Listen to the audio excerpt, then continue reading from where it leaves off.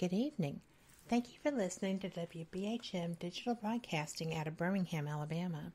Please note that the opinions voiced by our guests do not necessarily reflect the opinions of this network nor our sponsors. Enjoy the shows. You are listening to WBHM Digital Broadcasting. The best in paranormal talk radio.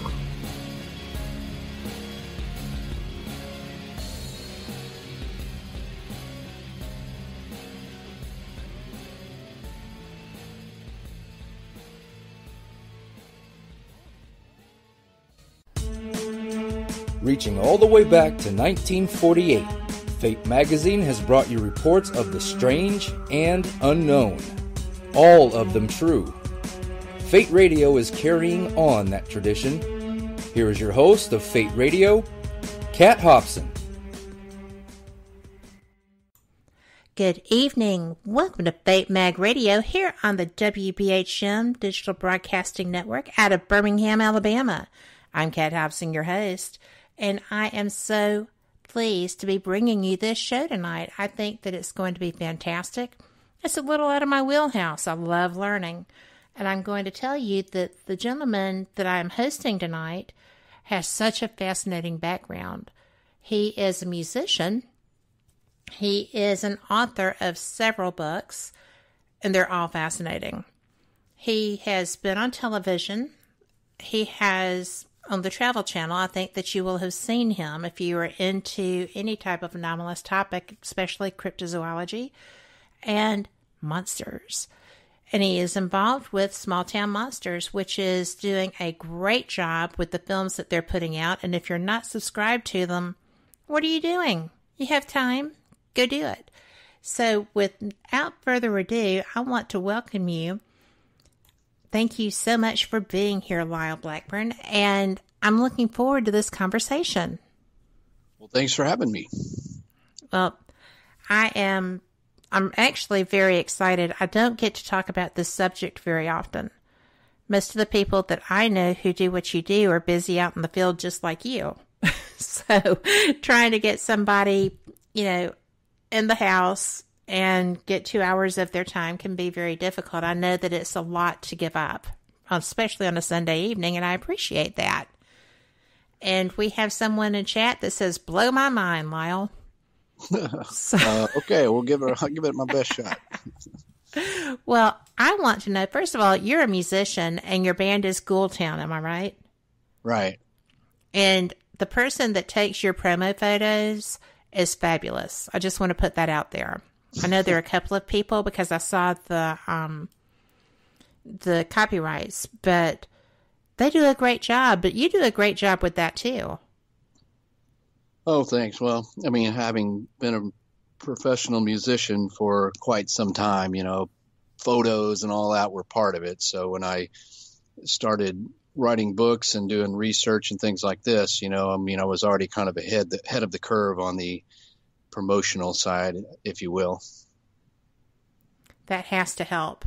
When I started doing this with Paranormal Experienced 5 years ago, I had no clue how to do any of that or any of this. So I think that you've done a fantastic job, and it's not just self-promotion. I mean, the work that you're doing is getting you the attention. You're considered an expert in your field. Yeah, true. I mean, it's always kind of resulted from, I guess, the people liking the books or the way I do the research and what I've offered in the way of historical accounts and what have you. So, yeah, that's always kind of been the basis for,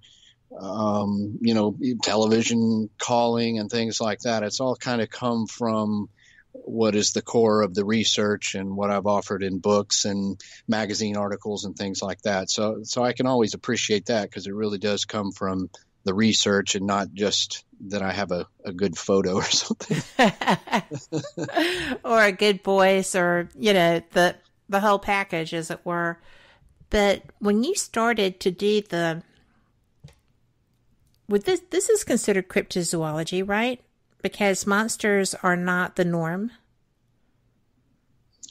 Would it fall into that field?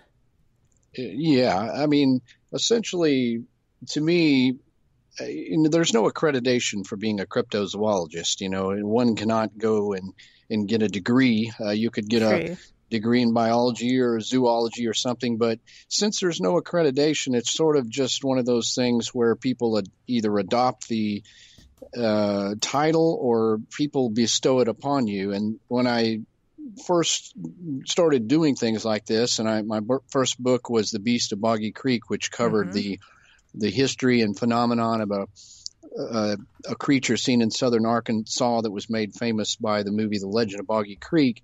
You know, the thing was called the Falk Monster, and, you know, it's essentially a Bigfoot-like creature, but you know, the term monster is something people respond to and something TV likes to put out there. But and I never, you know, I've never set out to be a cryptozoologist. It just was a title that sort of encompassed what I did and the research and the fact that I did go into the field and research, you know, on my own.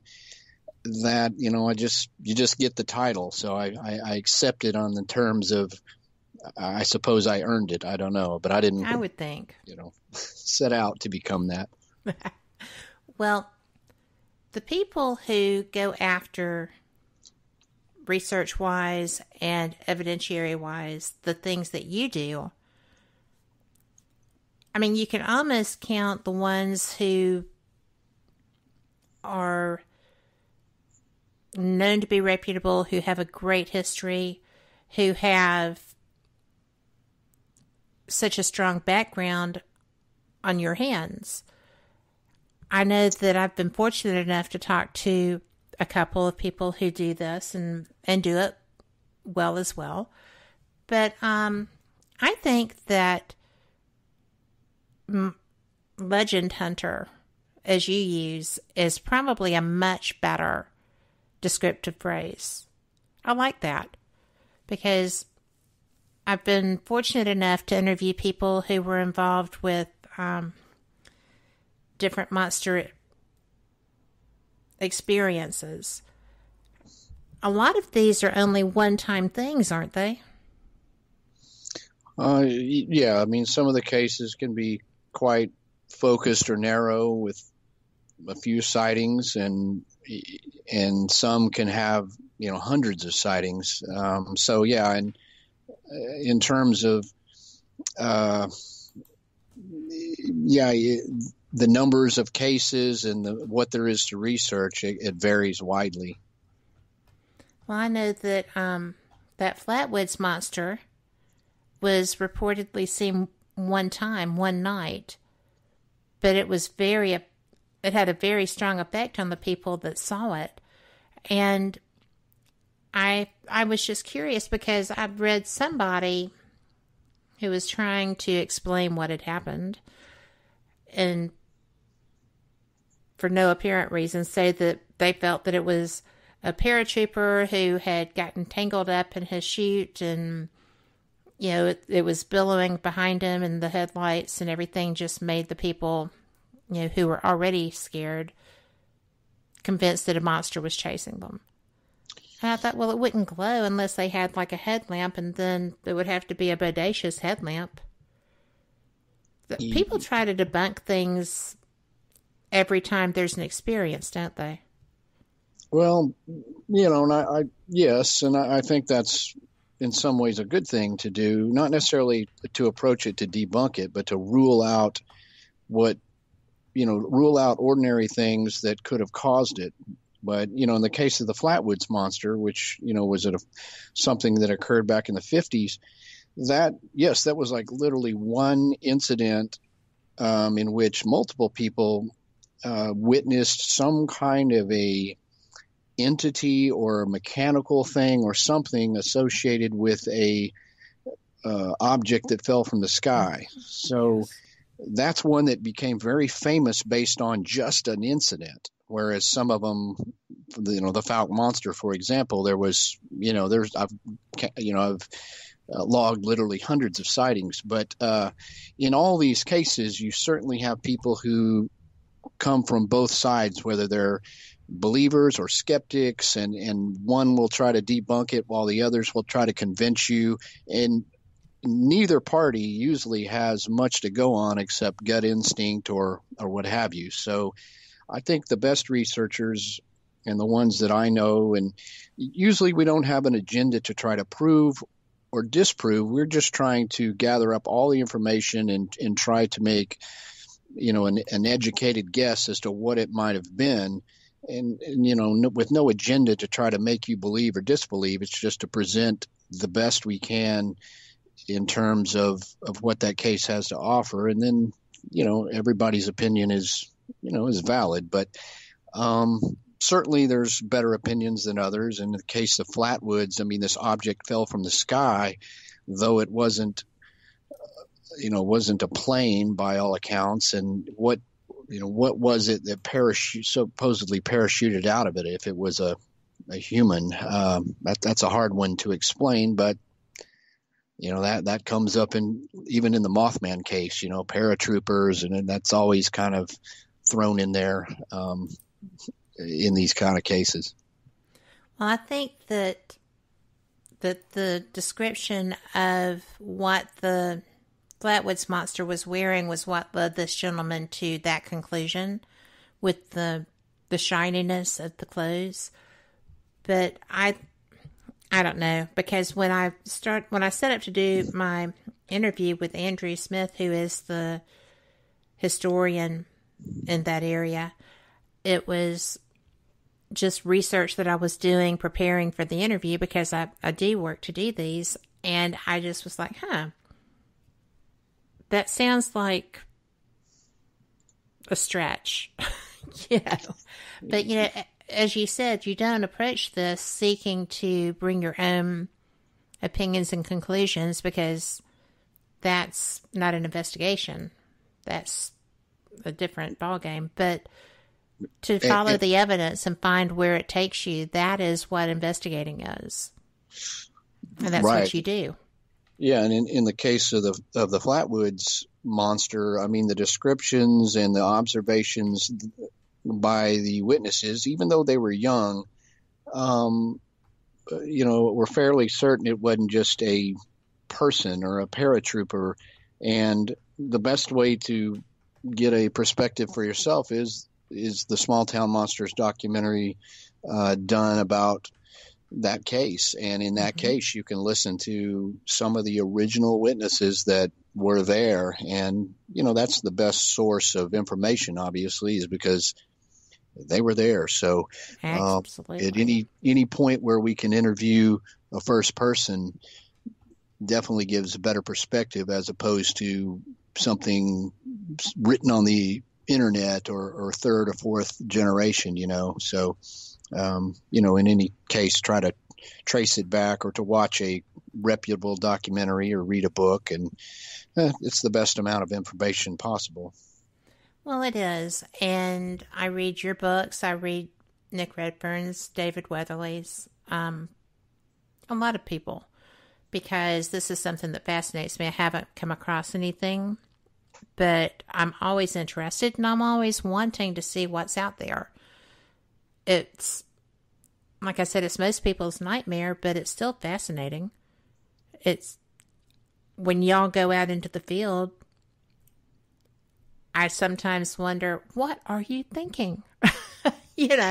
Especially when I'm going back and reading through some of the various topics that even go beyond monsters. It's just like, oh my goodness, you thought that was a good idea. And it is, because it gets the evidence, but I'm not sure that I'm as brave sometimes. Actually, I know I am, but I chase different things, but it's amazing. Y'all do such a good job with that. Well, thank you. I mean, if it's not dangerous, it doesn't make for interesting things in books, and it doesn't often put you in the places where a creature, for example, like Bigfoot, may in fact live if they do exist. So, these are part of part of it. And I mean, I've some of the researchers have gone abroad into even more, what I consider more dangerous places, especially in countries whose laws and governments are not safe unto themselves, much less the creature. So there's all levels of danger in this.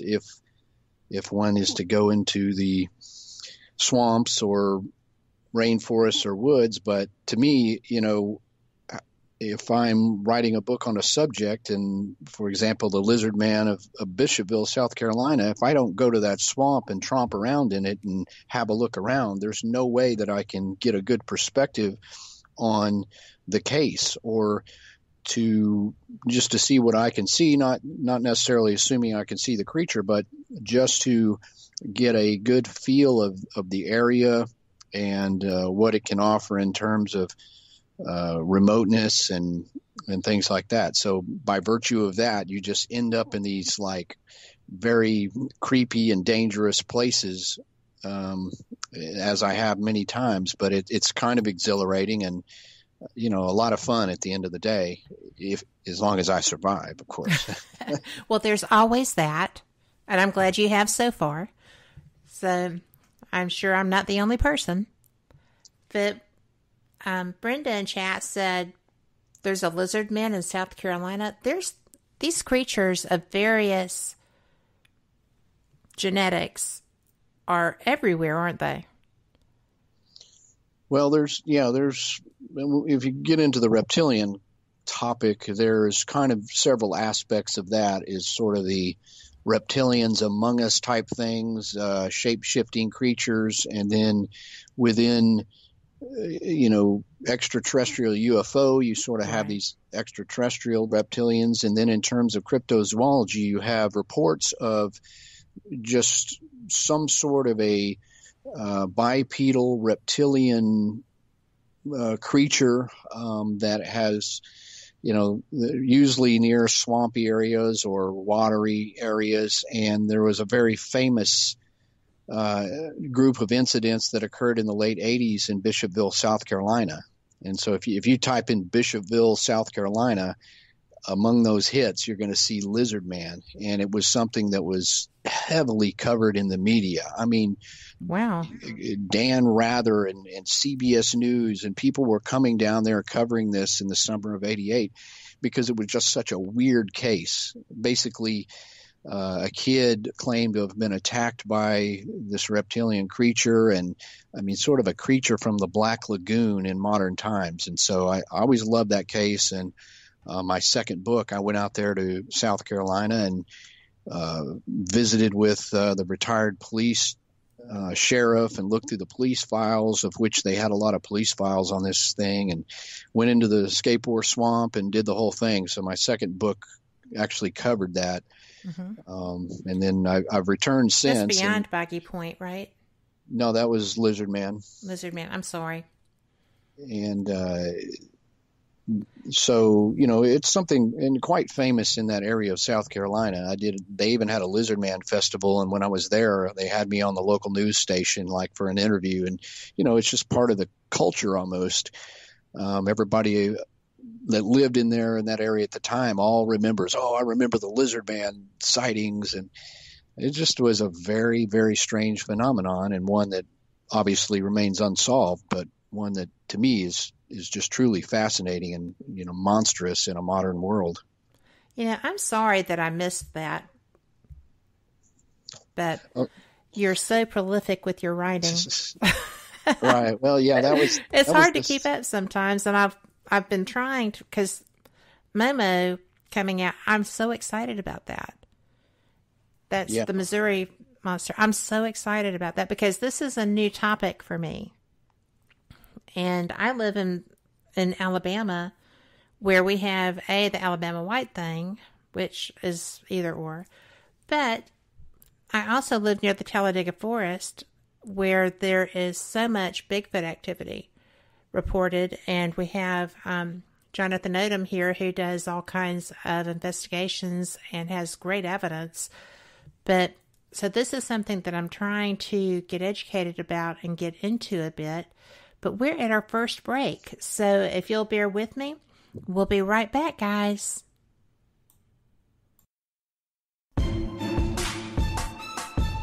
You're listening to WBHM Digital Broadcasting, the best in paranormal talk, only on Paranormal Experience Radio.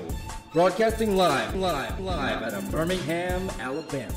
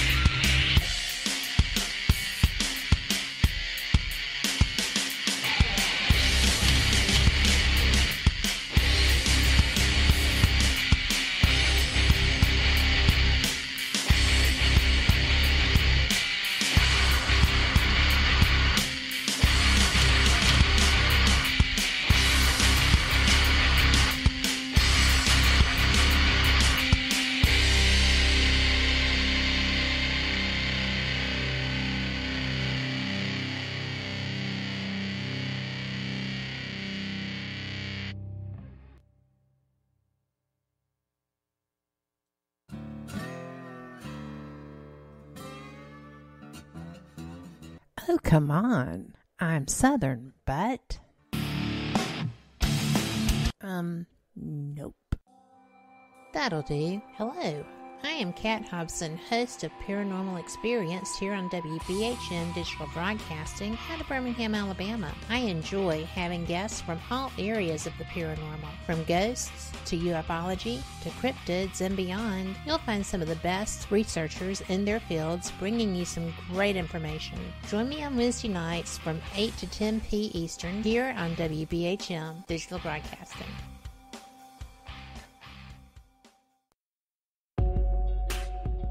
You're listening to WBHM Digital Broadcasting, the best in paranormal talk, only on Paranormal Experience Radio, broadcasting live out of Birmingham, Alabama.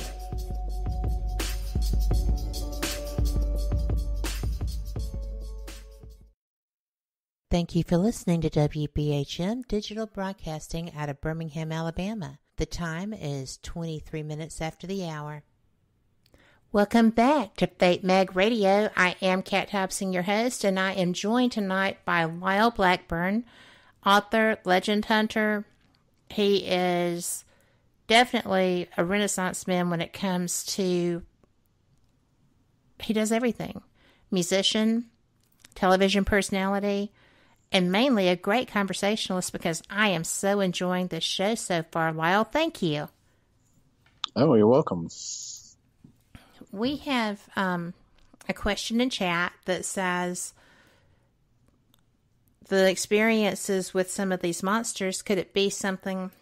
One chat room says misunderstood creatures, perhaps, and then the other chat has someone that actually at the same time said, like the people who have that condition that grows hair all over them, including the face, like a birth defect that got misreported or something of that nature. I found that interesting. That came up in both chats that are not connected whatsoever. So I'm going to ask. Apparently people are curious about that. What are the odds of something reptilian or a Bigfoot type of thing being an individual like that? That has hypertrichosis, the hair? Yes. Or the scaling. Oh, yes. Well, that's certainly, I mean, these are the kind of things that you certainly have to consider in order to explain away, what may be unusual, but still, an earthly condition, or a normal condition. So, yeah, those are the kind of things, like especially in the Lizzard Man case, you had witnesses who got a look at what they described as a entity that looked anthropomorphic, which is humanoid, Right. Had 2 legs, 2 arms, a head, and said it was brownish or green and scaly looking. And the sightings, weren't long sightings. I mean, usually if you see something like that, it's coming at you, or they're running, or this kid was running from it, or it frightens you. So you don't get a long look at it. So you kind of have to think, well, could it have been a human who had this condition? But you also have to consider that living in the wild in a swamp is extremely difficult. If this is a naked person just roaming around, they're definitely not going to look greenish. They may look brownish from mud. I mean, it could literally be a feral human. So you can't rule it out, but it seems fairly unlikely. But when you interview multiple witnesses, or in the case of the Lizzard Man, I had actual police affidavits written in the handwriting of witnesses, which you don't very often have in these cases, because police usually just laugh it off, or they're not going to take a statement. But the sheriff, Liston Truesdale, who was in office at the time in the Lee County Sheriff's Office, he kind of took it seriously enough in terms of people are seeing something, and I should document it. And so in reading those statements, and I've interviewed some of the original witnesses, you put those things together, and you just kind of have to make your best educated guess. And I don't think what they saw was a human, even with a condition of scaly skin. But I couldn't 100% rule it out either. So that's a great question, and one of those things that you're always going to look at in terms of science and trying to explain what it is people saw. Well, there's so many possibilities, I guess, especially with a high volume of incidents reported, as in that case, comparatively speaking. I know that I have seen people who they didn't bathe appropriately for whatever reason, and it was when I used to do volunteer work, and sometimes their skin would get bubbled, for lack of a better term. It's not bubbles like blisters, but bubbles like lumpy skin. And that's one of the reasons that I wanted to ask that question, because I've seen humans do that, but it would take a very long time to cover you to the point that you looked like a lizard.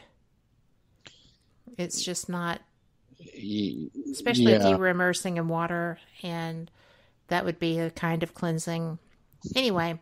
I mean, survival with somebody with that condition, with kind of an open sore and that sort of living in those swamps would be hard enough just in, as a fit, yes, not physically fit person, but to subject yourself to that condition and to survive in the wild in a swamp would be pretty difficult. So, that's kind of what I felt about it, as far as giving it a human explanation to cover all the sightings. But well, it's logical. I mean, you go to what are the possibilities of someone surviving in a swamp, period, because of all the predators that lived there, and then being able to survive the murky waters and diseases that are rampant in that kind of environment too. It's just amazing that anything quasi-human would survive, period. But to have something be able to chase you and be, aggressive or at least assertive enough to come and see what you are, I've got to say, I would turn and run. I hate to think that I'm such a big wuss, but I think I would probably turn and run. Well, I mean, I wouldn't blame you on that. I mean, if you look at the story from Christopher Davis, one of the most sensational sightings of the Bishopville Lizard Man, I mean, he had got a flat tire near Skateboard Swamp late at night, 2 a.m., and just about the time he finished changing the tire, he looked up and he could see this figure coming at him in the moonlight there's a kind of some fennel grass that grows up on the top part of this swampy ground. And, just even thinking that's a person would have been scary enough because you're in the middle of nowhere. It's like, who would be out there? And so his initial reaction was fright just from that. And then as the thing got closer, he said he realized it wasn't a human. It was something that appeared to be covered in scaly skin. It was brownish or greenish and had red eyes and 3 fingers with claws on the end. And I mean, as he jumped in his little Celica to get it started up, this thing tried to reach in through the window and grab him. Oh, my goodness. I mean, this was something No, thank you. And I don't know that I would have trusted a Celica. I used to have one. And those things, claws could open that. Yeah, I'm thinking that's a small car. So, but, this is just a kid, a working kid, and that's what he had. But it frightened him so bad that, he didn't immediately go to the police. There was some other incidents that ended up getting in the newspaper several weeks later that ended up prompting him and his dad urged him to go to the police with this because they thought it may be connected to sightings of what people were calling the Lizzard Man in the area. So, it was just such a traumatizing experience. He didn't want to tell anybody. So it was only by just strange circumstances that he ended up in the sheriff's office. And from there, that's when that whole media sensation exploded. Once his story gets in the newspaper, you can only imagine the reaction because this was, not only a lizard man, but seemed to be attacking people. Yes, so aggressive. It was crazy. It's so fascinating to me that these things have like a time period. We have Carl in chat was a moment ago when we were talking about the Missouri monster, said Momo's been in Missouri for years. Are there still incidents of the Lizard Man being reported? Not much. In terms of that case, and you're right, sometimes there's just this flap that occurs in a month or a few months or within a year, and then it's sort of gone. And the Bishopville Lizard Man is along those lines. There was later sightings within a year or two later, which I documented, but after that, you don't get a lot of reports, and it's hard to really explain why. Perhaps the creature, if it is a creature, it moves on for whatever reason, and this occurs in other Bigfoot cases, Momo cases, where Momo is the main Momo famous case, back in the 1972 was very concentrated within a short period of time. And then after that, the sightings sort of died off. But however, you still get Bigfoot sightings throughout Missouri. And pretty much if you see a Bigfoot in Missouri, it's just become to where people call it a Momo. Just that's the famous kind of name for a Missouri Bigfoot. So some of these cases go on and some of them just end very briefly. Well, the people in chat are all back on the Lizard Man. Said that, probably scared the car as well. An oil leak, probably. And I'm like, oh, y'all are crazy. But Swanee said, well, if there was any damage to the car, they would have had to file a police report. And Brenda said DNA scraped off the window edge. But, this was the 80s. That was not go-to technology at that point. True. And ironically, with the Lizard Man case, the incident that first got in the newspaper was actually a car which looked like it had been attacked by an animal. And the sheriff's office was called down there, and the deputies went down there and couldn't make anything out of it and called the sheriff. And that's as the sheriff was down there interviewing people trying to figure out what happened to this car, that's when people came forward and said maybe it was the Lizzard Man. And he's like, "What do you mean the Lizzard Man?" And that's when that got in the newspaper. So there was an association between car damage and this Lizzard Man, and there was 3 other cases in which cars were damaged over the years. And you're right, in the 80s, nobody was going to do DNA on, over a Lizard Man. The technology was that expensive and only going to be used in, cases that murder or something. But later on, it was done on a car that was in the, I want to say 2007 or something like that, where they did do some analysis over the DNA. And in that case, they said it was domestic dog DNA. So that's all it came back as. But yeah, back in those days, it wasn't, you just couldn't do the scientific testing that you probably could now. Well, I know that I get very impressed with some of the things that I see DNA results coming from nowadays in our fields. And I'm sitting there thinking, man, if they had been able to do this years ago, we would already have answers. And of course, then, some mainstream testing facilities would still come back with, completely human, although there's nothing indicative of should be human. It's just interesting to me. I love sitting back and watching a bit. And sometimes I get opinionated. But I try to keep my opinions at bay and follow the evidence. When you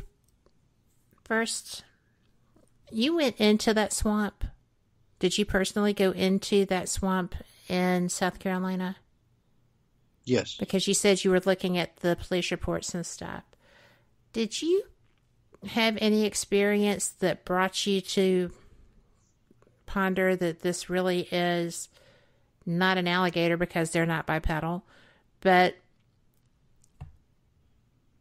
did you have anything that made you go, this is quite possibly the real deal, other than the police reports? Did you have an experience?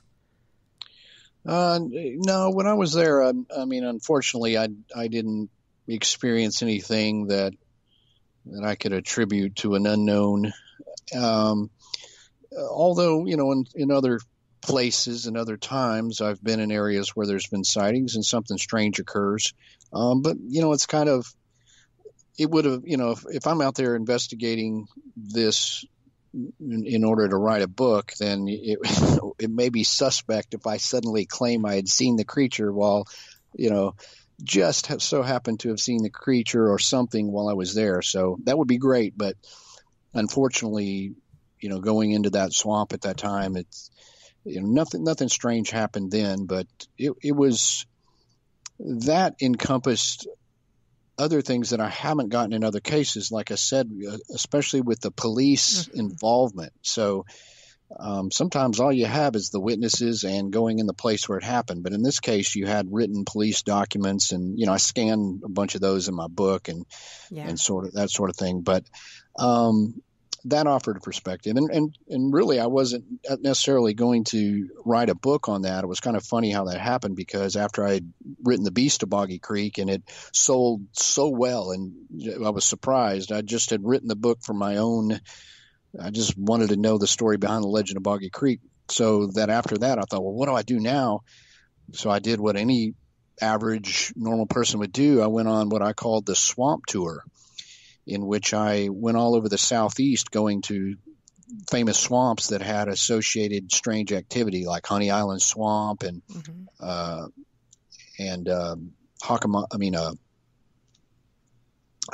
Skateboard Swamp, and places like that. And when I was in Bishopville, I was interviewing the police, and all of a sudden I was interviewing a historian down at this archive place, and the newspaper showed up, and about the time I got home from the so-called swamp tour, they send me an article in the newspaper. It says, writer plans to write book on Lizzard Man. So I was like, well, I had done all the research and I'd spent time out there and been in the swamp and all that. But I thought, well, I guess I'm writing a book on it it's in the paper. And so that's how it happened. Nothing like gaining an impetus from an unknown source, right? Providence. Yeah, sometimes that's the kind of direction you just kind of thing especially when you get out there and you do active investigations and things, or then the path will kind of become clear, because you're out there. I'm not just Googling stuff or whatever. I'm literally driving across America to a place where I find a fascinating legend like Momo or whatever, and when you do that, you always find that, it sort of directs your path. So that's a fun part of this whole thing. I think so, too. I love when fate steps in, as it were, and you find yourself doing something that you would never 6 months before thought would even be a possibility. And it's just like, oh, look what we're doing. This is crazy, but okay. I think that I would just never have made it out of that swamp. If I were changing a tire and looked up and something was coming at me like that, they would have just had me right there. I'd have died from a heart attack. But it's just really cool that you were able to get the information from the police and then in your travels come across other things. Do you think that you would have gone on to be such a prolific writer if you hadn't had that nudge from the universe with the Lizzard Man? Well, but perhaps not. I mean, it definitely helps in terms of getting that push and the good feedback, and people find out that people are interested in what you're doing. It's definitely gives the motivation to keep doing it, because always, I've been a musician most all of my life, and I had a talent for writing, so I did that a lot on the side, working for music magazines and horror magazines and things. So I was good at writing. So I thought, in terms of writing the book, I always wanted to write a book, but I thought that sounds so boring, like sitting there writing a book. I never quite envisioned the type of book writing that if I start investigating these strange legends and cases, of which I had always been fascinated with, that it led me to adventure, and swamps and interviewing people who literally say they saw some, unexplainable creature or phenomenon. Then all of a sudden I'm like, wow, this is cool, because while I do have to spend time sitting at home writing, it's just part of the process of this adventure. So all of that Balance. Put together, right. I think that's the push that has kept me writing books, of which, I'm so glad it did. It's certainly not the money. I mean, this doesn't have an audience on the level of romantic romance novels or even, horror fiction or what have you. But it's just what I like to do. And I have the response to my books has been so good that it just keeps you fired up to keep doing it. Absolutely. And we are up against a break. We will be right back, everyone, with Lyle Blackburn, and y'all join us.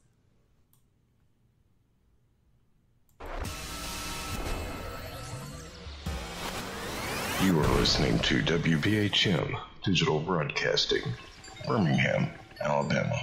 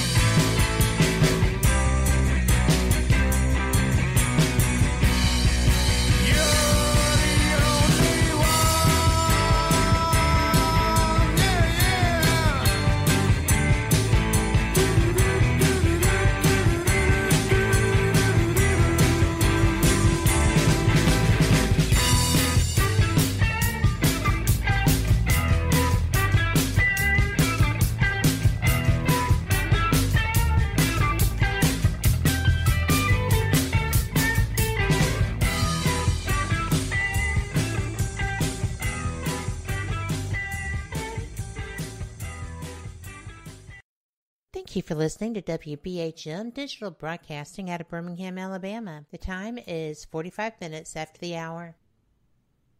Welcome back. You are listening to Fate Mag Radio. I'm Kat Hobson, your host, and my guest tonight is Lyle Blackburn, and I am having such a great time learning so much. So, Lyle, I know that what you do is fascinating. We were talking about your books and them not being quite the fan base of like a Joan Collins novel or something of that nature, or heaven forbid, Danielle Steele, right? Everybody wants that fan base. But I think that you do pretty great because the field that you are writing about has such a large following. I think it's awesome. Well, I mean, yeah, and I certainly think the people who, buy and read the books and study this type of stuff are more involved, I think. It's not just, like, okay, I just read this fiction on a plane and sort of a thing. It's something that people study and will read over and over, or take it, guys have said they take some of my books into the field, the Boggy Creek books or Beyond Boggy Creek that kind of covers a lot of the southern Sasquatch. Guys have said, they take it in the field and refer back to the history of an area where they may be researching or things like that. So it's almost like a textbook or reference book as well as something that's entertaining. I try to write in an entertaining fashion, but that's cool. I love that kind of feedback, and it's, you feel good that people like the book enough to take it along with them and things like that.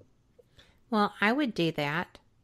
I'm always amazed, and I know that you were a contributing author to one of David Weatherly's Woodnox books, and I absolutely love those because I had never even heard of something like that, and then there you go doing all the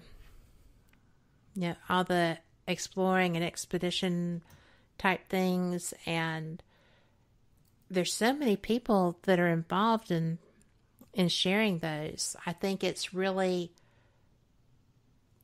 you would be remiss if you were new at doing something like that and hadn't read them and found yourself in the field, because what are you going to do?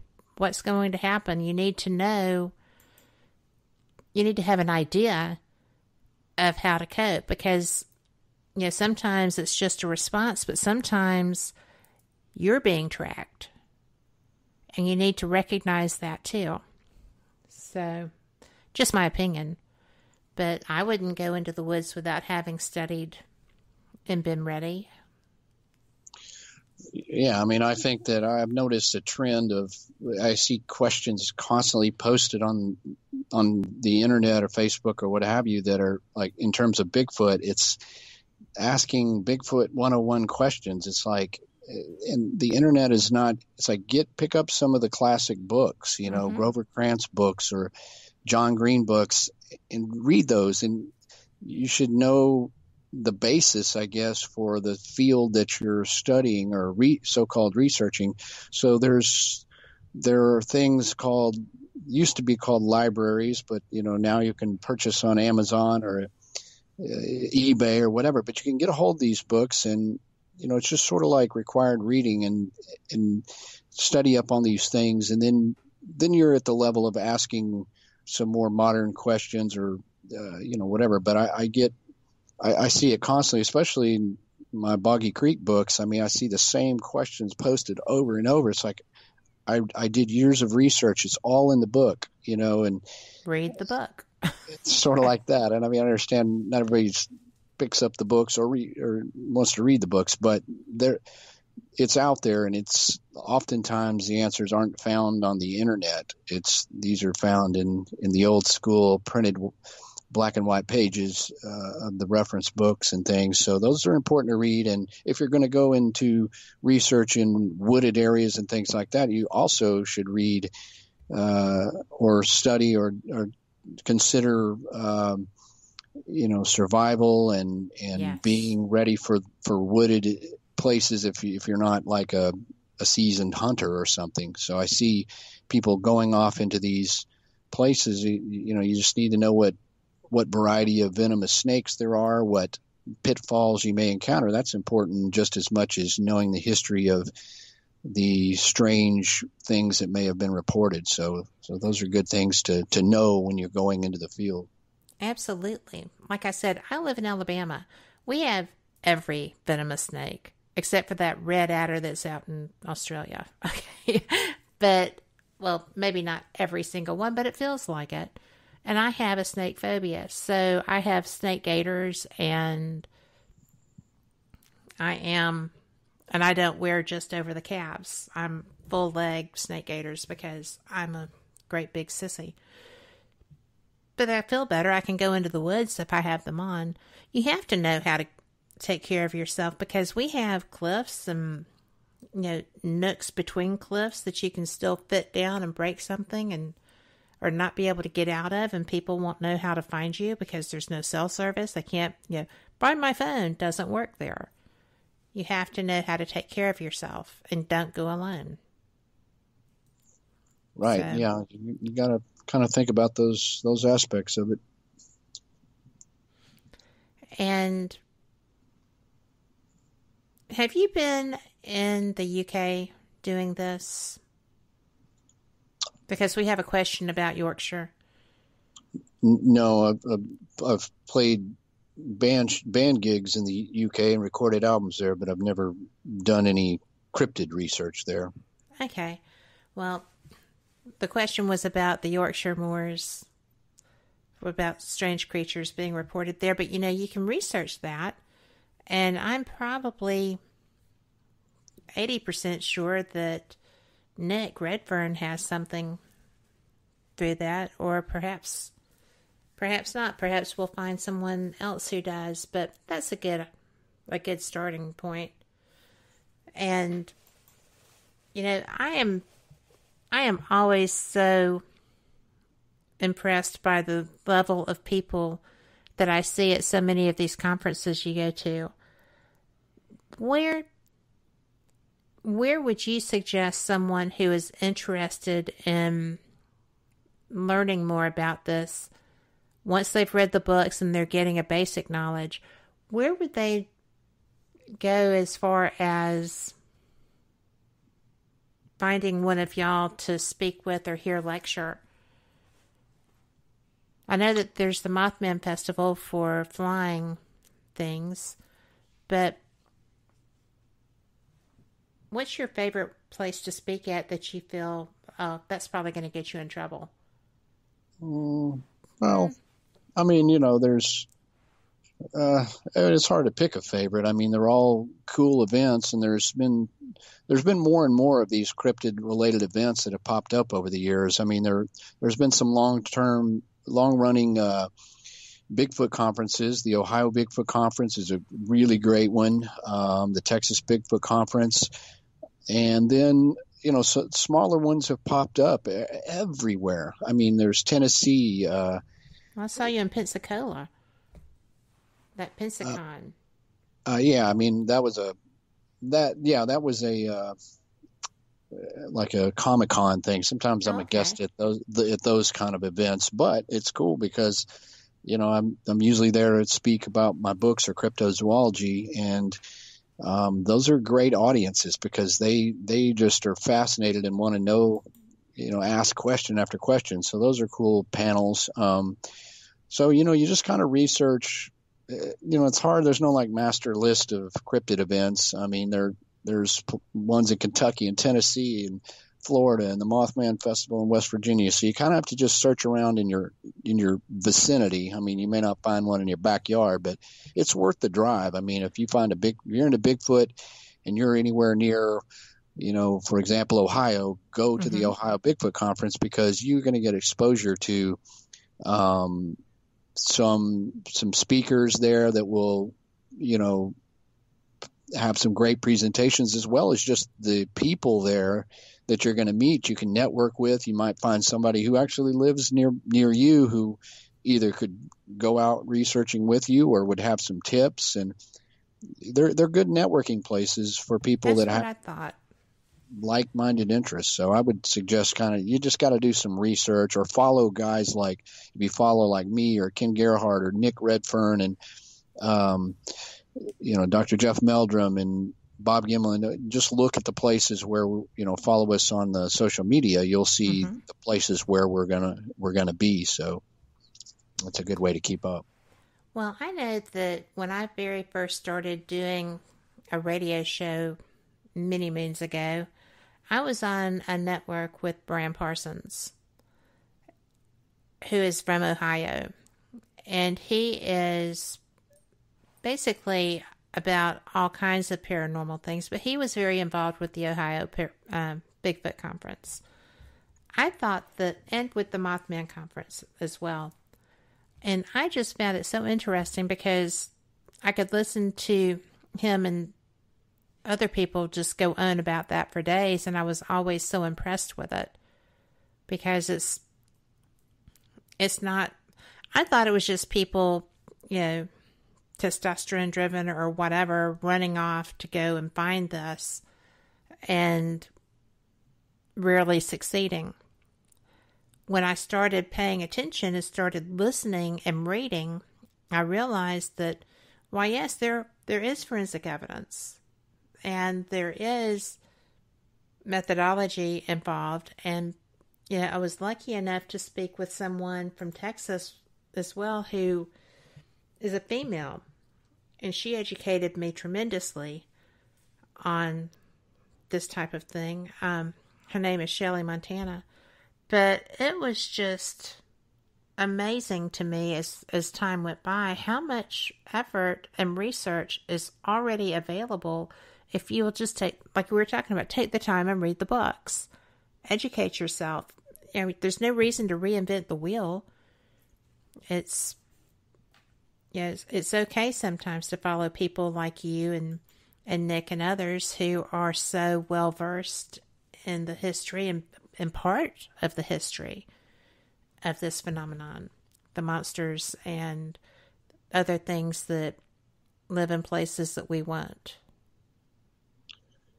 Right. Yeah. And I mean, and even with us, I mean, it's like none of us have definitively proved anything. We're knowledgeable in terms of the history and having interviewed a lot of people and in terms of that. So, we hesitate to, and I'm sure the guys will agree in a we sense. So we don't want to dub ourselves experts, but certainly knowledgeable, but we're always listening and learning and, listening to what others' opinions are. And that's the way you kind of get a better perspective of everything is the talking and interaction between like-minded researchers so that we can bounce ideas or what do you think about this case or this sighting or whatever. And so we're always also in a learning process, the same as somebody who's just kind of starting to get into it. It's just something that just by nature of this unexplained phenomenon that you never, you're always sort of evolving and learning because it's not like we're examining a specimen on a table. There's no, we're otter experts and we're looking at an otter or whatever. It's I understand. You're right. Those are the things that we all try to keep an open mind and try to keep, learning as we go. And you do a good job, but we're at our top of the hour break. So, and I am going to say before we go that people who a lot of others consider experts would never use that term about themselves because they know that in a field such, any anomalous field, it's tough to be an expert on something that you don't have something to show. But there are those that I trust as sources, and y'all would be them. But we will be back after this news break. This is going to be a few minutes, so go ahead, stretch your legs, maybe toss a few cartwheels out there, fill up your beer steins, your mugs. Just enjoy, stretch, and come back for the next hour with Lyle Blackburn. This is Fate Mag, and thank you for being here. This message comes from NPR sponsor, Old Edwards Inn and Spa in downtown Highlands, North Carolina, a European-style luxury mountain resort. The Romantic Mountain Escape Package includes 2 nights with spa credits and dinner. More information at oldedwardsinn.com. Live from NPR News in Washington, I'm Janine Herbst. At least 10 people are dead in a fiery crash at an airport near Dallas this morning. The Federal Aviation Administration says the Beechcraft King Air 350 hit an unoccupied hangar at Addison Municipal Airport during takeoff and that the fire was quickly extinguished. The FAA says investigators are on the scene trying to determine the cause of this crash. President Trump says negotiations have restarted with North Korea over the country's nuclear programs. The announcement came after Trump became the first U.S. president to step into the North for a photo shoot and a meeting with Kim Jong-un. As NPR's Bobby Allen reports, it's not clear how the Trump administration plans to strike a deal with the rogue nation. Talks with North Korea failed earlier this year in Hanoi after Trump refused to ease sanctions before the North commits to taking major steps to dismantle its nuclear arsenal. This time could be different, though. Trump said things can happen when asked if economic sanctions would be scaled back on the North while a deal is in the works. NPR's Bobby Allen. Security forces in Sudan continue to crack down on protesters who have taken to the streets of the capital city of Khartoum. Halima Gakandi reports at least 7 people have been killed. Defiant activists filled the streets of the capital city of Khartoum on Sunday in what is being called the Millions March. It's the first major demonstration in weeks after Sudanese military forces violently dispersed protesters earlier this month, killing more than 100 people. The massacre brought an end to negotiations between opposition protesters and the military, which ousted Sudan's former president in April. But the violence against protesters continues. One activist in Khartoum told NPR that he saw live ammunition and tear gas. Protesters continue to call for justice for those killed and an immediate transition to civilian-led rule. For NPR News, I'm Halima Gikandi in Nairobi, Kenya. Just a day after Republicans ended a walkout that shut down the state legislature for more than a week, the Senate was once again delayed today, but this time by Democrats, demanding a Republican senator who threatened state police in Oregon be barred from the Senate floor. Lauren Dake from Oregon Public Broadcasting has more. The walkout is over, but the tension in the Oregon State Senate remains high. Before Republican Senator Brian Boquist went into hiding, he told state troopers they should, quote, come heavily armed, end quote, if they plan to come after him. Now Boquist is back at the state capitol. Some Democrats say his threat to state troopers warrants barring him from the floor. He says that's an overreaction. If people are worried, they shouldn't be. That's why we have state police here. They do a fine job. One Democrat walked out herself to protest Boquist's presence. Without all the Democrats on the floor, they could lose priority bills. Under the state constitution, the legislature has until midnight tonight to finish their business and adjourn. For NPR News, I'm Lauren Dake in Salem, Oregon. And you're listening to NPR News from Washington. Tens of thousands rallied in support of police in Hong Kong today, filling a park in front of the legislature, chanting thank you. This as the territory readies itself for the 22nd anniversary of the former British colony's return to China on Monday. Police have been criticized for using tear gas and rubber bullets that left dozens of protesters injured on June 12th. Scientists at Oak Ridge National Laboratory in Tennessee are studying human disease genes in plants. NPR's Joe Palca has more. The Oak Ridge scientists are not human geneticists. They're part of the Department of Energy effort to increase efficiency in the production of biofuels from renewable resources like trees. But as they investigated the genes that controlled plant growth and development, they found that several of them had previously been associated with human diseases, including cancer and diabetes. It stands to reason that plants and humans would share genes. They're both made up of cells, and all cells have to perform certain basic functions. But a gene that accelerates the growth of cells might cause cancer in humans, whereas in trees, the same gene might just make bigger trees. Joe Palca, NPR News. Japan is set to resume whale hunting for profit tomorrow, its first commercial whale hunt in more than 30 years. Tokyo announced last year it was leaving the International Whaling Commission and would start the practice again July 1st. The country has long said eating whale is an important part of its culture and that most species are not endangered. A global whaling moratorium was imposed in 1986, but Japan then began what it called scientific research whaling in the North Pacific and the Antarctic. I'm Janine Herbst, NPR News in Washington.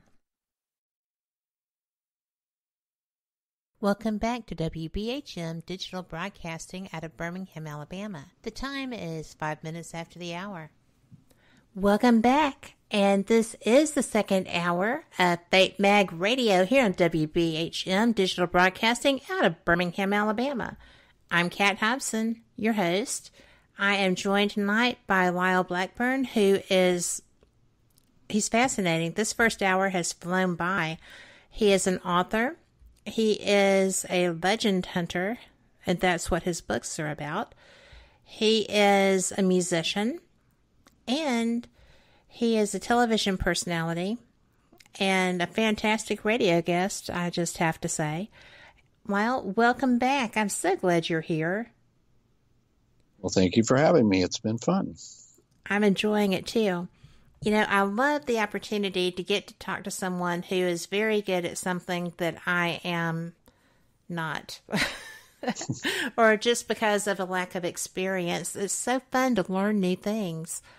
When we were talking earlier, we were talking about people who need to educate themselves not only about the history of the things that they're wanting to go out and investigate, and some people are so sure that they want to experience them, but sometimes looking for scat and trace evidence is a good thing without the experience. It's good to learn how to do the whole part of that. But they also, as you said, need to learn basic survival if they're going to be going out in the field, right? That was interesting to me.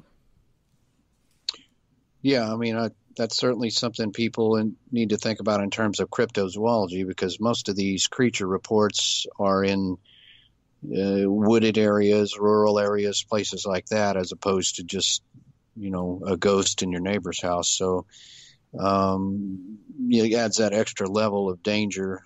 Mm-hmm. Not that ghost hunting doesn't have that. If you're going into some of these abandoned buildings, certainly that's dangerous. But, in terms of going into rural and wooded areas, swampy areas, or wherever you might be going, or camping, there's that aspect of something you need to, think about when you go.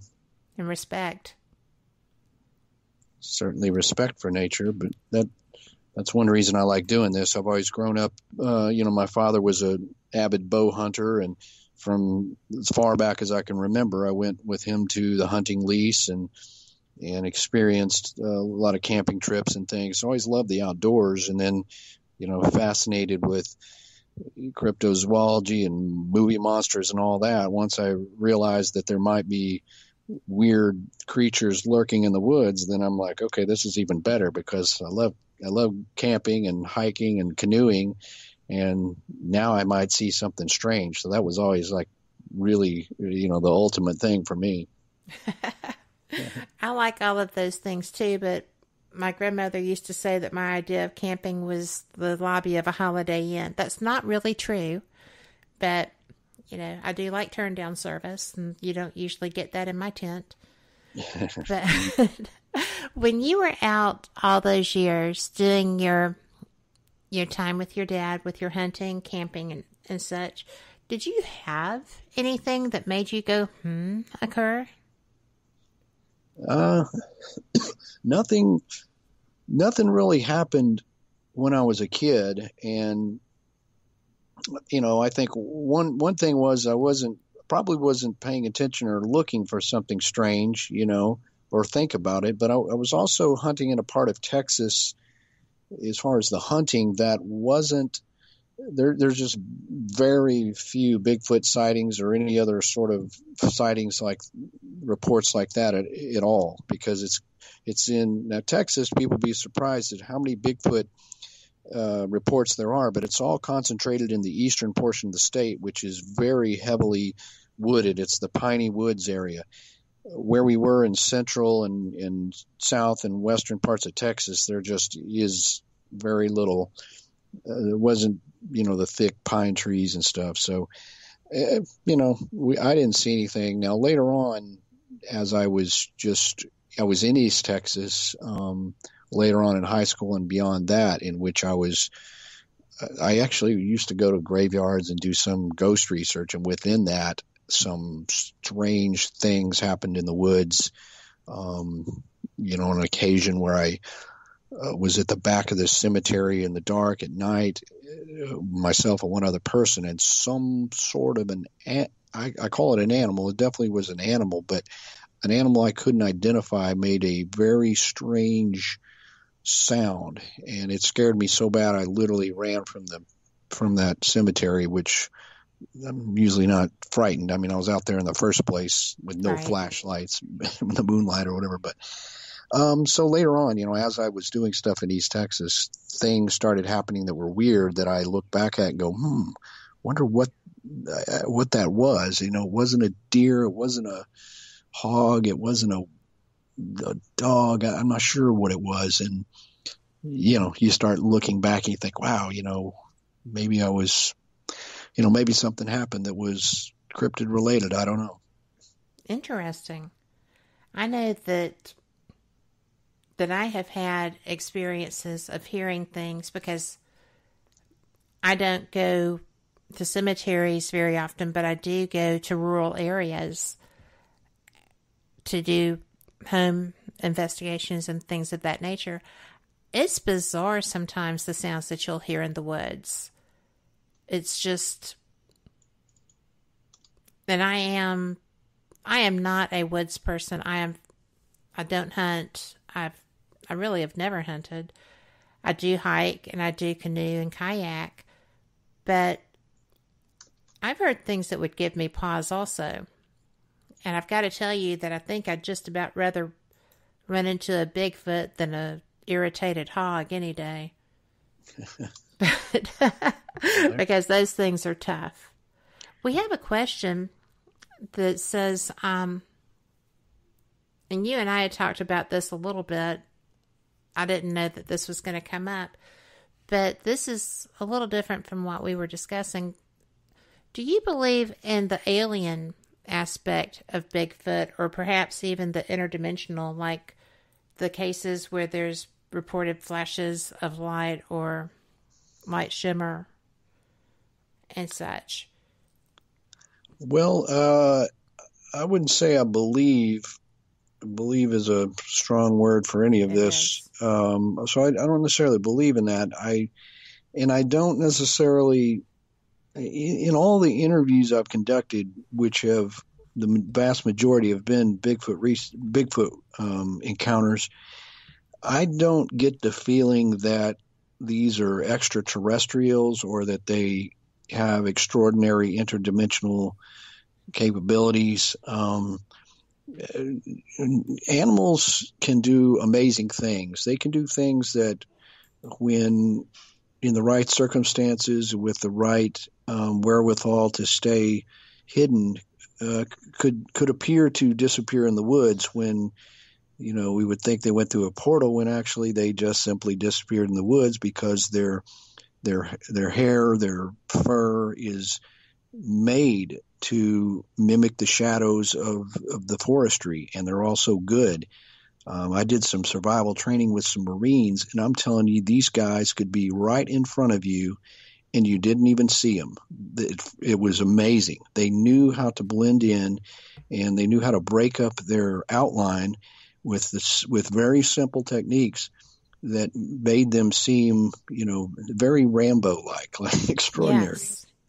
And so I've always looked at Bigfoot and many of the cryptids just in terms of terrestrial creatures, biological entities that have improbably, but not impossibly stayed hidden. And until I have proved or disproved that, to go further into that these are aliens and this and that, just is something I don't really need. I just don't subscribe to.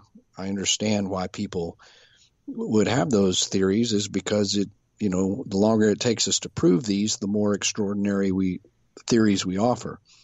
The only time I've really researched that phenomenon is in terms of the Momo, the Missouri monster case in my new book, because it was heavily associated with UFO activity going on at the time. And many of the researchers who investigated that case back in the 1970s were some of the original MUFON investigators, because at the time there wasn't a lot of Bigfoot researchers, and as well, since there was some weird skyward activity, they just were looking at it in terms of maybe Momo is an extraterrestrial. So, but even in terms of that, there was no real connection that you could definitively draw between the sightings of the creature and what was seen in the sky, because ultimately nobody ever saw or said they saw a Bigfoot-like creature exit a spacecraft. So, or even prove that these were spacecrafts from another planet. These were just strange lights, and no one can explain them. But there's a lot of levels of conjecture to go from hairy ape-like creature in the woods to it came from billions of light years away from another planet. So that's my thoughts on it. I tend to lean that way myself, because it just doesn't make sense. Everybody assumes that aliens are hyper intelligent and so much more evolved than we are, and all these other things.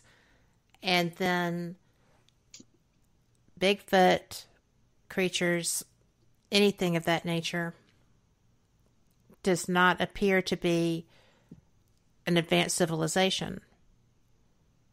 Or maybe they're smarter than we are because they live out in the woods and they don't have to worry about mortgages and stuff. But either way, I just don't get the whole leaping to interstellar travel as how they get here, and then they can just beam in and out like Scotty. I don't think that's logical. Just my opinion. Yeah, can't say absolute, but doesn't seem likely to me. And I noticed that I get those questions. I get usually, if I'm among people who research Bigfoot primarily or interested in that, their questions are usually related to sort of the terrestrial basis or theory of Bigfoot. When I go to, if I go to a conference or something, or so I'm speaking at a paranormal conference that has people interested in other disciplines or phenomenons, I always, almost the very first question I get is, do you think Bigfoots are from outer space? Like, I notice a certain demographic of people ask that question. So I think it's just a curiosity, and especially based in people's own interests as to why that question comes up frequently. Well, and there is a bit of scuttlebutt going about the internet and other sources about that. So, they're seeing it out there, I think, and it's giving them pause. So that's pretty cool. At least they're thinking. And oh my gosh, we're up against a break. I don't even know where these minutes go anymore. But we will be back again with Lyle Blackburn. Thank you so much for listening to Fate Mag Radio, and we'll catch you on the flip side.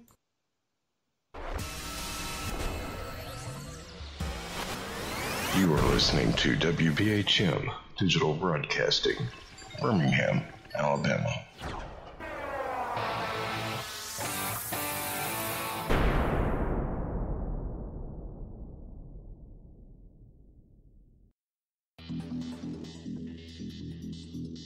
Several U.S. presidents are on record talking about the UFO mystery. Yeah, Presidents Jimmy Carter, Ronald Reagan both had UFO sightings of their own, but the current presidential campaign might be the first in which UFO disclosure has been championed by a major party candidate. DIA, CIA, it moves around, is operating a program to train psychic spies to spy and use their powers against Russia. John Ronson writes about this in The Men Who Stare at Goats. The first known sighting of a ghost took place right after Abraham Lincoln was assassinated in the late 1860s during the administration of Ulysses Grant. Project Paperclip, Clinton releases it all in 1998. Possibly the unequal cooling of its surface. I say, do you still think it's a meteor, Professor? I don't know what to think. The metal casing is definitely extraterrestrial. It's a place where UFO hunters and scientists gather to examine paranormal activity in the region. Some of the documents, this is bringing Nazi scientists into the United States to work here. So we fought against the Nazis, and it's not, this again is not a revelation. As early as 1947, 1946, we knew some of this, right? On the paranormal, will we see U.S. President Barack Obama's foreign policy go intergalactic in a quest for gold stolen by aliens? We'll tell you at least how the White House responded to claims the chief executive has been teleporting to Mars. But let's get to today's Capitol account. UFOs, hauntings, psychic abilities, conspiracy, ESP, cryptozoology. There are many things that remain unexplained in the inexplicable world around us, and we're talking about them here, looking for answers on WBHM Digital Broadcasting, Birmingham, Alabama. The truth is out there. Thank you for listening to WBHM Digital Broadcasting out of Birmingham, Alabama. The time is 23 minutes after the hour. Welcome back to Fate Mag Radio. I'm Kat Hobson, your host, and I'm so glad to have you here on WBHM Digital Broadcasting out of Birmingham, Alabama. I am enjoying my conversation with our guest tonight, Lyle Blackburn. And during the break, we were discussing the fact that my husband had sent me a link, an MSN link, a couple of weeks ago. And I was like, that is so cool. Because it was about you. And I didn't realize it. He said, isn't this the person coming on your show in a couple of weeks? And I said, well, that is. And it said, and it's a MSN link that he gets in his newsfeed. And it says, FBI opens its files on Bigfoot, reveals testing done on evidence reportedly from elusive beast. And it says, some of the best Bigfoot casts expert Lyle Blackburn possesses inside his home Saturday, May 27th, 2017 in Fort Worth, Texas. So they took the info from this 2017 interview with Godofredo A. Vasquez of the Houston Chronicle and used it in their MSN report. So kudos to you. Well, that's awesome. I didn't even realize that. It seems like sometimes when you do an interview or something, it does have a life of its own and will be printed and reprinted forever. So that's awesome. I just think that it's a neat thing because the photo of the cast is interesting because you have what looks like a juvenile and they're with a couple of adults or larger. And I love that stuff. Yeah, I've collected quite a few casts, just recasting or collecting ones that were famous or a variety of things, or casting a few myself. But They vary in size. They certainly do. Big footprints, they've got some huge ones and some that would appear to be juvenile. Have you actually run into living creatures while you're doing your explorations? Living creatures, like of unknown origin, unknown species. I've never had a sighting that I could definitively say was, a cryptid, but there's been a handful of times in which, by virtue of the circumstances, I felt we may have been close or something may have been just out of sight. And in those times, every time I plunged into the woods with a flashlight in an attempt to see it, but it, evaded and ran off. So, I've never personally had a sighting. So, I think that's neat, though, because I think part of our genetic makeup includes the awareness of energies around us, like if something is watching you. So that's interesting that you reacted like that. Also interesting that you ran after it. But you kind of have to, right? You don't want to just miss the opportunity. Yeah, if I'm there and I legitimately think that there's something, the possibility of seeing an unknown creature myself, I'm certainly not going to waste the opportunity, even if it's, truth in point, I was in the Ocala National Forest in Florida doing in an area where there's been a lot of skunk ape sightings in Florida's Bigfoot, if you will. And something was banging on a tin can or I heard this, and then in trying to look at it, I could hear something first walking and then sort of bounding off, and whatever it was big.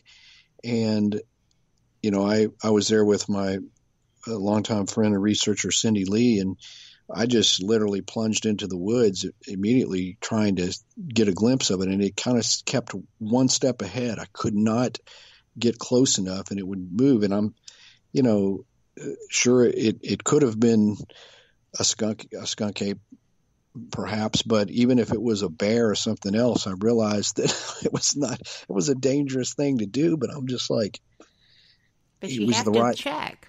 Yeah. We were in the area and this was skunk ape central, and I'm like, dude, I'm running after it. Yeah. I think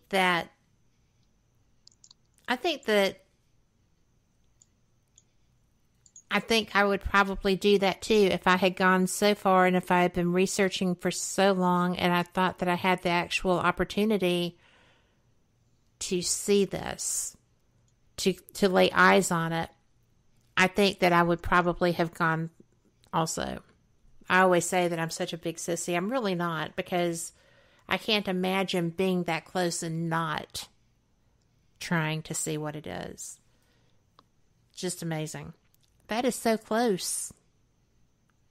Yeah, your heart's racing, and that was at another situation like that in Falk where something appeared to have followed us down the bayou and we heard it howl 6 times. Okay. I use howl loosely. It was some kind of a strange vocalization. As we got out of the swamp with our canoe and got just up on this hill where our camp was, whatever this thing was literally sounded off right there where we got out of the water. And we already knew it wasn't anything we could identify. We had heard it 4 other times already over a distance and then closer. And then when it was like that again, myself and my buddy Tom, we plunged down there with lights trying to see it, and it bounded off into the woods, and we couldn't walk through that bayou channel right there because it was deep and filled with alligators. But whatever it was ran off, and again, it was like you were thinking, oh my gosh, we could have been that close. I mean, it could have been just like yards away from seeing this big, hairy, Bigfoot-like creature. But unfortunately, animals, man, in their habitat, they have a huge advantage, and it just, slipped off into the darkness. That is so aggravating. That had to be aggravating. To me, I would have just been like, no. I mean, you're following us. You know we're not here to hurt you. You're following us and you're watching us. Come on now. But I reason with ghosts too. So it doesn't work there either. But that is so close. How did it feel as you were coming back towards your campsite to feel that this thing was stalking you? Once we realized that, because we had heard it quite a bit up the bayou, sound off 3 times, and that it wasn't very close. And then once we realized it was literally, I assume it had followed us. I don't know, but when it howled right outside where we got out of the water, everything happened so fast that I didn't really think about, the gravity of the situation. It was only after, and you're thinking, whoa, wait a minute, this, all we can conjecture here is this thing had followed us and was that close. And then that's when you kind of go, yeah, maybe this isn't the best idea to be doing this, but hey, man, that's what we do. And, it's just, there's only been a few times like that where you just the right circumstances and everything. I'm not afraid to go into these locations, but something happens that suddenly you kind of feel like, wait a minute, I'm vulnerable here. And that's the few times where it's scary. Well, I can understand that, but I mean, vulnerability will give you pause. And it's hard sometimes in the heat of the moment to recognize that. But I find it interesting that in both instances, they were large creatures, based on the sounds that you were hearing, and they ran from you. They were curious enough about you to follow you, and yet, they ran. Do you think if you had approached it slower, maybe instead of with the lights and running, do you think that would have had a different effect possibly? Or do you feel like they were just not going to be seen? I felt in those cases that, it would have been impossible to sneak up. There was, when you're walking in those woods, I mean, your footfalls are just so loud. There really was no, I could assess in both instances, there was no way to sneak up. It was literally just sort of try to assertively approach and get it in the flashlight. I mean, we were assuming that, I assume both of those instances, that if I just got a little bit closer and shine that light, I could see, even if it was running off. But, there wasn't any like sort of meadow grass or any quiet area where, if that was the case, then I certainly would have approached very slow as opposed to just trying to get the light on it.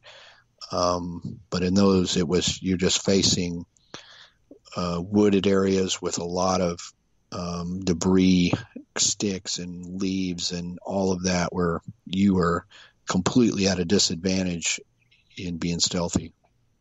Right. I was just curious because they are not, from what I have learned and read and researched, they are not particularly stealthy when they are following humans in the woods. But I don't know. I just think that why would they be getting so close if they were afraid when you turned around? So maybe they're not afraid. Maybe they're just like tantalizing. It could, any number of things. I mean, wild animals themselves, some are shy and will dart away, and some of them can be curious. So it just depends on the creature as to whether they're, and it could be up to the individual if we're talking about Bigfoot or whatever, individual personality. Some could be curious, and then some just know better and just stay hidden. So there's all those variables as to what motivates a creature to whether it's going to endanger its discovery by getting closer, or whether it's just going to do the smart thing and disappear into the woods. So. Right. Do you think that they comprehend that why people are out there? Do they comprehend, in your opinion, that they are the prize, as it were, the game? Even though you're not actively hunting, some people do. And because there's a large school of thought that you have to have a body. So I would not want that to happen, but do you think they're aware of that? It would have to be one that had human interaction. Hard to say, but if you look at primate behavior, some primates are quite curious, and if there's some attribute of that in these similarly described creatures, then sure, their motivation could be, curiosity. Now, whether they're aware, they would just, I guess, logically be aware that we're not the average denizen of the forest. I guess they were rare. As opposed to seeing a deer or something, which they have seen over and over and over since they were born. Or even bears and such that would be walking. Could be walking. Right. So we would stand out. So, and by logic would dictate if these creatures are real and they've avoided discovery, then they have to be above average intelligence for an animal, because otherwise they would have just dumbed their way into just, they would just, walk into the Dairy Queen on accident or whatever. Right. So, you just kind of got to put it's like would be software code, if they do exist, and, if they have remained undiscovered, then they must have some exceptional abilities, and they must have some amount of intelligence, which, makes them want to be stealthy and to stay hidden for the most part. They have to cross roads, but right. And that's where they get seen. Oftentimes, is when they're having to travel, and they do get into the areas where we travel as well. So, right. I just find this whole topic fascinating because I have enjoyed so much the reading that I do on this. It's just and knowing that someone I trust, who I know to be a really good researcher and woodsman, tells me that there is a fairly large population living in family units in this area, makes me go, I have got to get this leg better because I've got to get out there. I don't think I can climb rocks and stuff yet safely, but I find it so, it's just fascinating. I would love to be able to just experience any kind of interaction, whether it's just the knocks or other things. I do know that there have been incidences where there was a person that sounded like they were being carried away. That gave me pause, and that happened here. And when it was reported to the rangers, they said that they didn't have a report of a missing person. And sometimes people don't get reported missing, if they're homeless or or traveling through woods. So that actually gave me pause, because I don't want to be a statistic either. I don't want to be somebody that, shows up in the missing people things. Yeah. Not my color Kool-Aid. But have you heard of people experiencing stuff like that? Have you heard of humans? Oh, we've got 3 minutes, but have you heard of humans having negative experiences, being harmed, or just disappearing from an expedition? I mean, there's accounts where Bigfoot-like creatures have, allegedly attacked people, harmed them, stalked them, injured them, any number of those. Not necessarily from an expedition. I don't know, think offhand where people actually went into the field for the purpose of cryptid research that, encountered a creature that attacked them. All the attacks come from just people who were there in the woods. They were camping. They were stranded in the woods with a flat tire or what have you. And there's quite a good number of these alleged attacks from, obviously, the Lizzard Man we talked about, and to Bigfoot. Quite a few over the years, if you look in, the long term. That gives you pause, or gave me pause.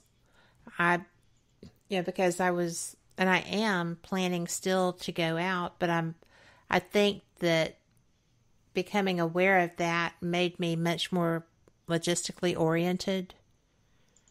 And I'm always a safety girl, but to make sure that I had adequate protection for something that big and stuff. Yeah. It's just something that I hadn't really considered as an issue. So I guess I'm still mesmerized by Harry and the Hendersons. I would love to find Harry. And I don't think I'm going to find that. So, but you know what? We're up against another break, and this is our final break. If you have questions, please get them to me so that we can get them to Lyle, and we will be right back. Join us for our final segment.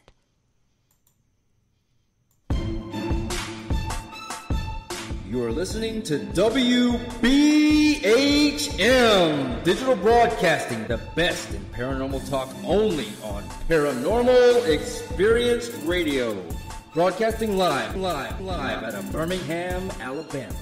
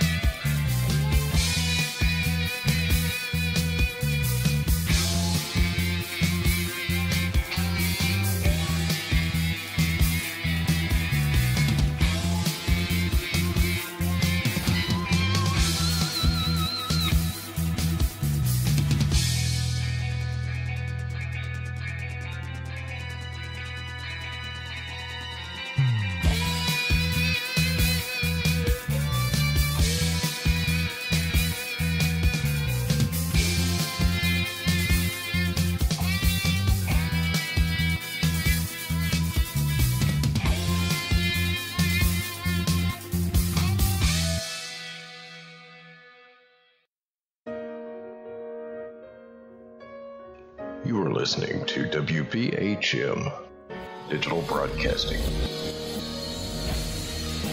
The best in paranormal talk radio.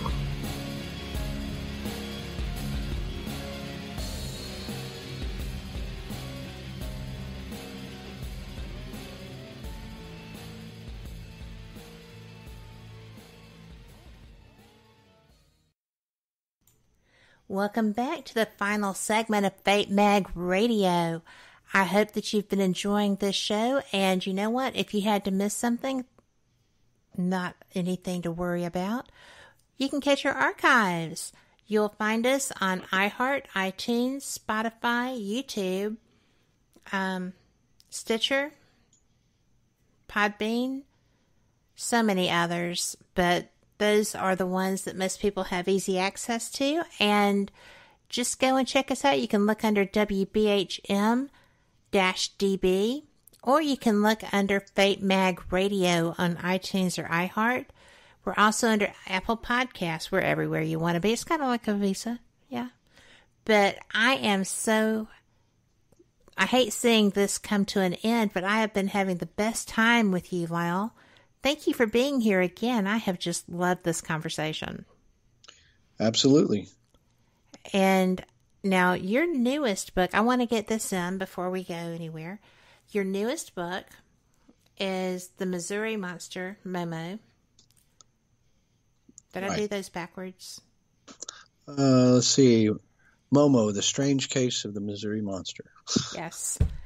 And I actually have the graphic in front of me, so no excuse for getting that wrong. But this has actually been filmed also, so this is a big, exciting time. Yes, this is the year of Momo, and Momo being the abbreviation for the state abbreviation for Missouri, MO, and monster. So it's the Missouri Monster was a sort of a famous Bigfoot case that occurred back in the 70s in Missouri, and one that I've always been fascinated with over the years. I wanted to cover this within my Beyond Boggy Creek book, which I detailed the southern Bigfoot history, but the case was much bigger and there was much more to it. So it ended up being a standalone book, and that came out recently this spring. And that, covers all the phenomenon of the creature sightings and all this UFO activity and weird stuff like disembodied voices. It was just a really, really weird case, as well as there's been sightings of, these hairy upright creatures, over the years throughout Missouri. And then our next film that's going to come out with the Small Town Monsters documentary series is going to be the Missouri Monster. So the timing is lined up here for the book to be released, and then I will. I'm involved in those films. A lot of times I narrate them or help with the script, or sometimes I'm in the movies. And I'm heavily in Momo. I'm basically the on-screen host and appear in the film quite a bit. So it's going to be cool, and that's going to be coming out in October. Well, that's really a big deal. I know that was not a monster I was familiar with. I've been primarily focusing on East Coast as I was going through my reading and trying to educate myself. But this has been around forever. Well, not forever, but for a very long time. Yeah, since 72 could be like forever for some of our listeners. That's true. Long ago, or could have been a short skip. But it's just one of those that I've seen one of these maps that they post online. In fact, you can buy this cool cryptid map, and each state has a monster associated with it, a famous cryptid. And South Carolina, they have the Lizzard Man, and then Arkansas has the Falcon Monster, Boggy Creek, and West Virginia has the Mothman and things like that. And Momo represents the Missouri Monster. So I started looking at that map going, wow, at some point maybe I will write books on every single one of those cases of what I guess people consider some of the most famous cryptids or representative of each state. So, it's just one that, if people that research Bigfoot probably hear of it, and people who read book on strange phenomenon in the Midwest, but, that's one that I thought deserved more coverage and a definitive book. So that's exactly what I did. I think that's fantastic. when I first started learning about you, I did not realize just how much you had put out. Your body of work is huge. And I want you to let people know, I put in our chat room www.lyleblackburn.com, and I also put www.smalltownmonsters.com. Is there another link that we need to put out?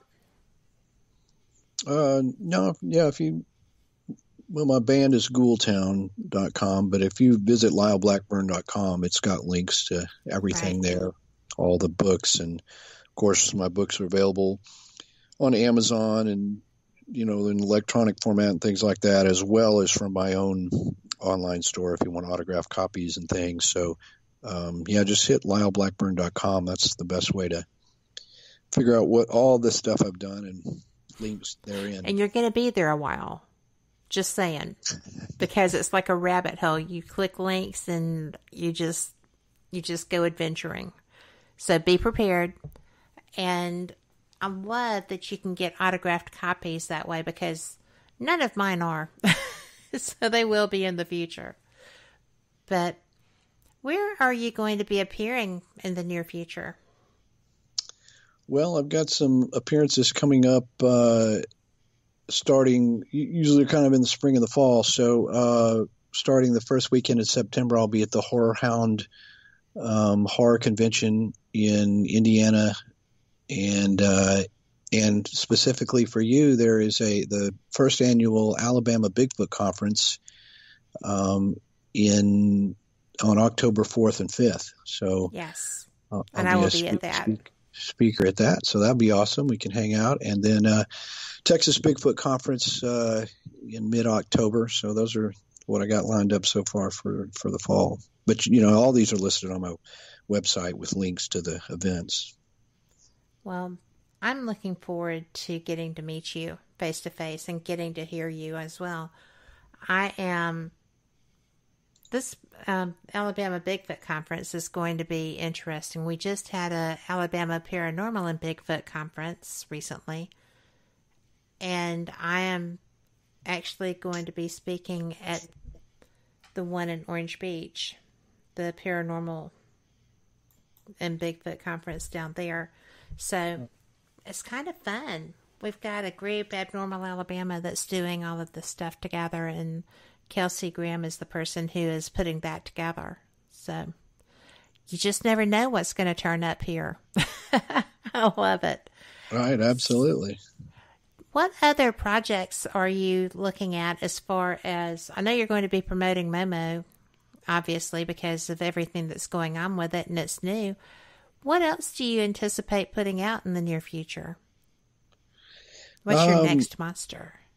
The next monster. Well, I've actually been working on a book that focuses more on certain types of areas, as opposed to what I've usually done, where it dwells on a single case. So this is one that over the years I've kind of collected reports and things like that from different areas, and there's typically swampy areas and things. So I started to notice a pattern of these particular areas that had a lot of strange phenomenon. So the book is more of an undertaking because it covers a lot more ground, but that's currently what I'm working on, as well as a new album with my band, which I slip in there periodically between books. I sort of juggle both. It keeps me fresh with both things, and always a lot of work going on, but a lot of fun stuff. Well, you wouldn't do it if you didn't like it, would you? Well, that's right. I certainly wouldn't. So I'm fortunate that it's fun. I know, right? I love that. So when it works out that way, life is good. It's pretty good anyway, but fun is just the icing on the cake. Well, I got to tell you, I have so much enjoyed you being here. It's been just fantastic, and I've learned so much. I have 2 pages of notes. I love to learn. And since this is a subject that is not really my primary focus until now, I have learned a lot. Thank you for sharing. Well, you're welcome. Always glad to pass on the information. I appreciate the opportunity to share that with the listeners as well. Well, they have enjoyed it too. There's it's been some fantastic comments, interesting questions, and fantastic comments. So I appreciate that. And I do want to let everyone know that tomorrow night, Denise Pridemore will be on with the Paranormal Pride. And after that, we will not be running live shows until next Sunday. So thank you so much for being here. Next week, I will be hosting Jack Kenna. And how bad can that be, right? The man is brilliant and witty and charming and a great person to interview, much like tonight's guest. And I think that's going to be something you're going to enjoy. So, everybody have a fantastic week. Enjoy your 4th of July celebration. I'll catch you back here next week. Same cat time, same cat channel. Thank you for enjoying Fate Magazine. And you know what? You need to go get that subscription renewed because there is a brand new edition that has just hit the printer. It's going to be out before you know it. And check out fatemag.net to go and get that taken care of so you never miss an episode. Lyle, thank you again. I've enjoyed you. I look forward to getting a chance to talk to you again soon. Yeah, sounds awesome. I guess I'll see you in Alabama. Absolutely. It's a fun place. You'll like it. Good night, everyone. Thanks for listening. You are listening to WBHM Digital Broadcasting. The best in paranormal talk radio.